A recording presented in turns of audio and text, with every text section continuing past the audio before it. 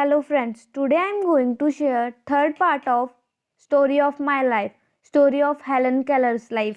एक बार तो मैंने अपनी छोटी बहन को पालने से गिरा दिया था क्योंकि मुझे उन दिनों लगने लगा था कि जैसे उसके आ जाने से, उसके पैदा हो जाने से मेरी मदर ने मुझे अटेंशन देना कम कर दिया था।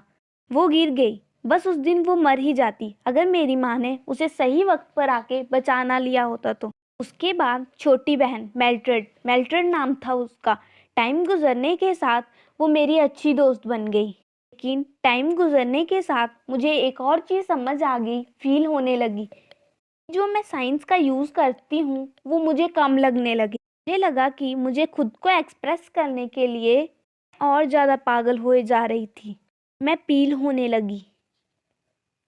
हर चीज़ को करते करते बहुत कोशिश करने लगी, लेकिन कोई फ़ायदा नहीं। कभी कभी तो मुझे बहुत रोना आता था कि अगर मेरी माँ आसपास होती तो उनकी बाहों में रोती। याद करने से बहुत तकलीफ़ देती है ये मेमोरी, क्योंकि मुझे कम्युनिकेट करने के लिए बहुत अर्जेंटली नीड थी। मुझे कुछ चाहिए था, बहुत अकेली हो गई थी मैं। लेकिन जितनी मैं परेशान थी, मेरे पेरेंट्स शायद उससे ज़्यादा परेशान थे, क्योंकि आसपास कोई स्कूल नहीं था ब्लाइंड और डफ बच्चों के लिए।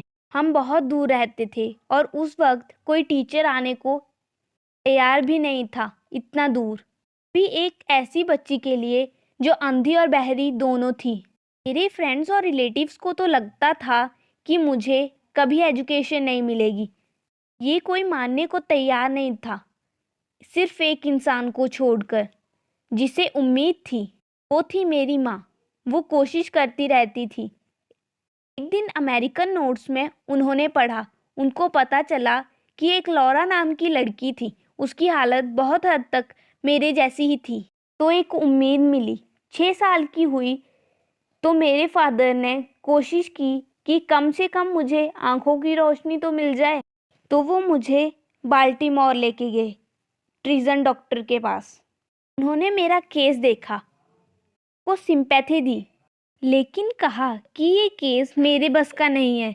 लेकिन उन्होंने मेरे फादर से कहा कि आप डॉक्टर अलेक्जेंडर ग्राहम बेल के पास क्यों नहीं जाते, उनके पास जाओ, वो आपको अच्छे से बता सकते हैं कि इस तरह के बच्चों के लिए बेस्ट स्कूल्स और बेस्ट टीचर्स कहाँ मिलेंगे। डॉक्टर ने जैसा बताया एड्रेस पर, मैं और मेरे फादर इमीडिएटली डॉक्टर बेल से मिलने गए, वॉशिंगटन। मुझे नहीं पता था मेरे फादर अब तक बहुत दुखी हो चुके थे, बहुत थक चुके थे, बहुत परेशान हो चुके थे। मुझे नहीं पता था वो कितने परेशान थे। मुझे तो मज़ा आ रहा था एक जगह से दूसरी जगह घूमने में। इससे आगे की स्टोरी अगले पार्ट में बताऊंगी। बाय।